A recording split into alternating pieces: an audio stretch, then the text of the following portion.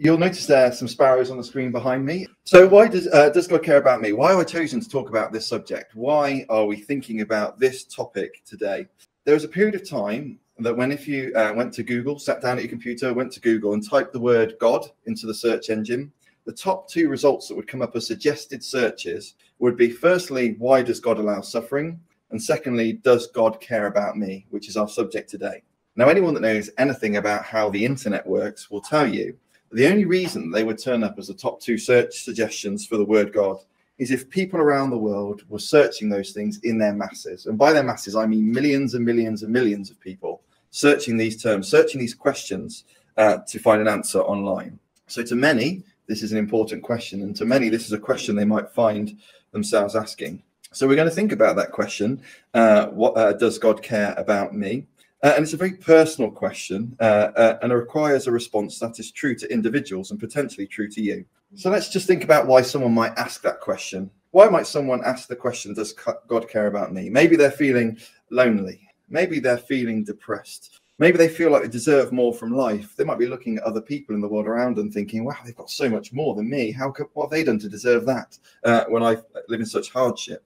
They might have no money. They might feel isolated. They might be a victim to a crime or something else. Or they might struggle with poor health. Now, in the quiet of people's offices or in their bedrooms, people really want to know the answer to this question because they feel that God doesn't care about them, or perhaps even that God doesn't exist at all, which is why they've searched it in the first place. But this question should be approached with a great level of caution. There's, of course, the huge potential when looking at this subject to upset people, which is absolutely not my intention today. People are obviously searching this term, looking for the answer to this question because they are suffering, because they are in times of hardship, because they're in times of need. So this afternoon, I in no means aim to trivialize or belittle anyone's suffering or any of the experiences that people might have had in their lives. However, what I hope to do is explain it in the context of the Bible and God's care. And some of the concepts we talk about, therefore, might be difficult to grasp or difficult to fully get your head around. But I can say with quite a level of confidence that the people that are in the room today, who have thought about this subject at great length, no doubt before, will relate to perhaps some of the things that we're talking about and maybe able to add some depth and greater meaning to them in relationship to yourself. So with that sort of word of warning, we'll move on to think a little bit about relationships. Now, why are we going to talk about relationships? Think for yourself just for a moment about the people that you care about. So think about the people that you care about and also the people that care about you. Now, in almost all circumstances, in almost all cases, the answer to that question will be perhaps your family members, your friends, those that you have a relationship, those who you have spent time with and conversed with, spent time with socially. In all of these examples of people that you care about or that care about you, you've at some point given time and attention to them, and they do the same to you in return. And similar can be said of God. The Bible teaches us that God draws near to those who draw near to him.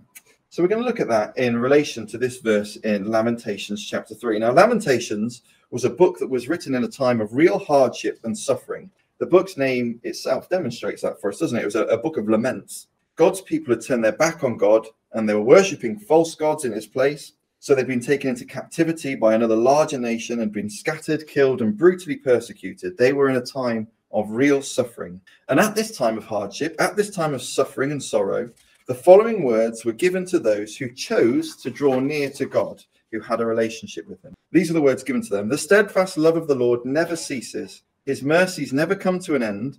They are new every morning. Great is your faithfulness. The Lord is my portion, says my soul. Therefore I will hope in him. The Lord is good to those who wait for him, to the soul who seeks him. So within this message to those suffering in this time of real hardship, there is a promise of love and care from God, specifically to those who seek him, to those who are building a relationship with him.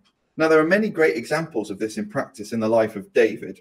David put his trust in God and sought him all the time in his life. And this is probably clearest in that well-known story that we, of course, all know when David defeated the giant Goliath as a young shepherd boy. It's a story that we perhaps know well. But there are many other examples in the Bible of David seeking God and God caring for him in time of need. Let's just have a look at how David describes this in a psalm that he wrote, Psalm 103, where he says, just as a father has compassion on his children, so the Lord has compassion on those who fear him. For he himself knows our frame. He is mindful that we are but dust. So God cares for and looks after and has compassion on those who fear him. That word fear is worth considering just for a second. It might be easier for us to understand that in one of the other ways that that word is translated. It might say that he has compassion on those who reverence him. So God has compassion and care for those who fear him, for those who love him, those who are drawing near to him, and those who reverence him. So whilst we're thinking about that and we have that concept in our mind just for a few moments, we need to think about the question, what does God's care look like? In our mind, what does God's care look like? What is it manifested as in our lives? So you might think about that yourself now. You might be sitting there thinking, so what do I think of in my mind when I think of someone that's been cared for well by God? Maybe you'd see, a wealthy man with a huge house, massive gardens that are beautiful, lovely cars. Maybe you see someone who's successful in what they do, maybe a sports person. Or maybe you see something a bit more sort of simple, a happy, fulfilled, healthy family. Now, lots of people might think of someone who's being cared for as God as having absolutely everything they want in abundance. They might see someone in a house a bit like this, or driving a car a little bit like that. That's what they might see in their mind when they think of someone being cared for by God. Equally, they might think of those who are in poverty or in absolute homelessness, those who are sort of the example on the other side of the screen here. They might think about those people. They might ask themselves the question, does that mean that they have no relationship with God because they don't have all those things that I see in my mind as being cared for by God? And some of these thoughts clearly don't really tally up when you think about them in just a very basic, simple sense. Surely your experiences of people and speaking to people will tell you that it is not the case that those who love God and draw near to him or are wealthy, living in huge houses with whatever car that is, and equally, all those people that are in poverty, like on the other side of the screen, it's not that they totally disregard God and have no interest in him at all. So it's important for us to build up what is a true idea in our minds of what it looks like to have God caring in your life, because this that we're looking at there on the screen is not it and doesn't deal with that question very well. So let's ask ourselves from the Bible, what does God's care look like? So when writing to believers in Rome, Paul touched on some of the thoughts that we've talked about already today. In Romans chapter 8, verse 28, he says, and we know that all things work together for good to them that love God, to them that are called according to his purpose. So the writer in Romans says that everything, so that means all of life's events, that surely therefore means the good things that happen in your life as well as the hard things, the rough and the smooth, they work in combination for good to those that love God. So those who are in a relationship with God, those who've drawn near to God. We were talking about that sort of relationship just a few minutes ago. But notice that it's very important that we need to keep hold of that thought in our mind. Both hard and good times work together, but they work together for good. But this verse generates two obvious questions for us. Firstly, what is that good that these events, this rough and smooth, lead us towards? And question two, if all these things work together for good, for those that love God, what is the point of the hardships and the difficult times in our life? So let's think of that first question. If the rough and smooth events of our lives are working together for something good, what is the good that they're working together for? Because it clearly isn't a nice big house and a fancy sports car. 2 Corinthians 4 and verse 16 to 18 say, for which cause we faint not, but though our outward man perish, yet the inward man is renewed day by day. For our light affliction, which is but for a moment, worketh for us a far more exceeding and eternal weight of glory, while we look not to the things which are seen, but the things which are not seen. For the things which are seen are temporal, but the things which are not seen are eternal. Now, these words are very, very relevant to the topics we've been thinking about so far today. And in some ways, they've almost answered both of the questions in one go. The afflictions, those rough and smooth parts of our lives, work together towards a good. That's what we read earlier.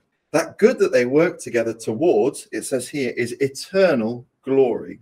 The good the events of our lives work towards are an eternal glory. So when we consider our afflictions, those hardships, those really difficult times in our lives, which are not easy to bear, we need to think about them in this context. They're not working towards something temporary, like a nice house or a nice car. These are things which can be seen. The verse here says these are temporal. They pass away, they fade away, they don't remain with us. Instead, we should be focusing on the fact that these things are working together for something that is eternal, and it is eternal and glorious. Now, just think about that for a second. If you had two things you could give someone you really cared about, someone you really, really loved, one of them was a nice house and a nice car that you know they'd experienced for a point in their life, and then they'd pass away, and that would be the end of it. That's the one gift you could give. Alternatively, you could give them eternal glory as a gift. Which of those two gifts is more valuable? It is, of course, the eternal glory. So what we can see is both the rough and the smooth things that have coming in our life are working towards something good, but it's not that temporary vision of good like the things that we might own in this current life. They are working towards an eternal glory, which is glorious. So let's read another verse that builds on this idea. 2 Peter 1 verse 11 says, "For so an entrance shall be ministered unto you abundantly into the everlasting kingdom of our Lord and Saviour, Jesus Christ." So what the word is teaching us is that there is a good which is much better than the temporary good that we might see at the moment. And that good is an eternal glory and an everlasting kingdom with Jesus Christ. So if God is working in our lives, if we've drawn near to God and have a relationship with God, those good and bad things in our lives work together towards a much greater good than anything the earth can offer us at the moment, because the things on the earth at the moment are temporary, yet the things God is offering us, if we draw near to him and let him work in our lives, are eternal and are glorious. So that is the greater good, as it were, that the events of our lives are leading us to. There was a second question, though, wasn't there? If we're working towards this greater good, what purpose do sufferings and affliction have in our journey to this greater good, this glorious kingdom with Jesus on earth? Well, surely from the things we've discussed already, and we can see it surely in our own lives anyway, and the lives of those around us, those seeking a relationship with God are clearly not immune to hardship and suffering, clearly not immune to difficult things happening in our lives. However, if they're in a relationship with God, if they're seeking God, if they respect and love God, all those things we talked about earlier, they will have a greater perspective of life's peak and trough. So let's just read this verse from Romans again. Romans chapter 5, verses 2 to 4. They explain this for us. "But we glory in tribulations, also knowing that tribulation worketh patience, and patience experience, and experience hope." So those hardships, those tribulations that we might experience in our lives work together for a purpose if we're in a relationship with God. It changes our character. It changes our perspective of life altogether. It develops patience, experience, and a hope for something greater in the future. And we know what that is already because we just looked at it. That glorious hope of a kingdom, an eternal kingdom on this earth. This is a great verse explaining the things that we're discussing today here in Hebrews chapter 12, verses 6 to 11, which says, "For the Lord disciplines the one whom he loves and chastises every son whom he receives. It is for discipline that you have to endure. God is treating you as sons. For what son is there whom his father does not discipline? If you are left without discipline in which all have participated, then you are illegitimate children and not sons. Besides this, we have had earthly fathers who disciplined us, and we respected them. Shall we not much more be subject to the Father of spirits and live? For they disciplined us for a short time as it seemed best to them. But he disciplines us for our good, that we may share his holiness. For the moment, all discipline seems painful rather than pleasant, but later it yields the peaceable fruit of righteousness to those who have been trained by it." You can see how those verses to relate to exactly what we've been talking about so far. These verses liken God to a father who disciplines and guides his children. Now, our parents no doubt did the same to us. They discipline us to guide us, to keep us safe, to perhaps even reflect their own moral values and perspectives. And when they did that, when they disciplined us, when they told us off, when they did those things, it didn't seem nice at the time, did it? But we can see how it's working together to help them fulfill a purpose with you as you're growing up. And the discipline and guidance of our Father in heaven on those whom he loves and who draw near to him is the same. He disciplines us, but not like the fathers of this current world who discipline us for their own good. I have 2 children myself, and at times I will ask them to be quiet, not for their benefit, but so I can just carry on doing what it is that I'm doing, which needs to not be interrupted for a short while. Our Father in heaven, if we draw near to him, he disciplines us for our good, so that we might partake in those things that we've just been talking about, that eternal, glorious kingdom on this earth. And these verses are very specific. At those times when those hardships happen, it isn't pleasant. They are difficult. They don't seem nice when they're happening. However, they work together for a greater purpose in the future for those drawing nearer to God. So to be involved in that future kingdom, that glorious kingdom we've been talking about, where Jesus will reign on this earth, we must have our character shaped. We must understand and reverence God, and we must understand our own requirement to be shaped by the events of our lives, which is what God does with us in those peaks and troughs. So God is helping us learn these lessons, guiding us towards an eternal glory. So I hope these things give you something to think about and something to ponder on. But some people hearing this talk and thinking about some of these concepts for the first time might ask themselves the question, why should I draw near God to fit into this pattern you're talking about? If I don't feel that he's shown any love to us, if I don't think that he's drawn near to me, why should I draw near to him to partake in those things? Well, I think probably the best known verse in the whole Bible answers that question for us perfectly. John 3 verse 16 says, "For God so loved the world that he gave his only son, that whoever believes in him should not perish, but have eternal life." So God has actually already shown his love to you, because he's already tried to draw near to you. God so loved the world and wanted to show that love and wanted to give you a means to draw nearer to him, that he gave his only son so that you might be able to draw near to him and partake in that wonderful eternal glory that we were talking about just a few moments ago. Now, perhaps you've seen these things that we've been talking about in practice in the events of your own lives. Perhaps the events of your own lives, the peaks and the troughs of your life, have led you to ask this very same question. And it's important that when answering this question, you look at the Bible, because as we can see, there are many places that put this in context for us and help us to understand how God works in our lives, to help us draw nearer to him, to work with us to the point that we might partake in a glorious future on this earth. If we can look beyond the comfort of this the riches of this life, all these temporary things that we were talking about just a few moments ago, we can see how God might be helping us towards a future eternal glory in this earth through his Son. Our Father in heaven might be guiding us as a child towards something far better than the wealth and riches of this present age, but to a glorious future.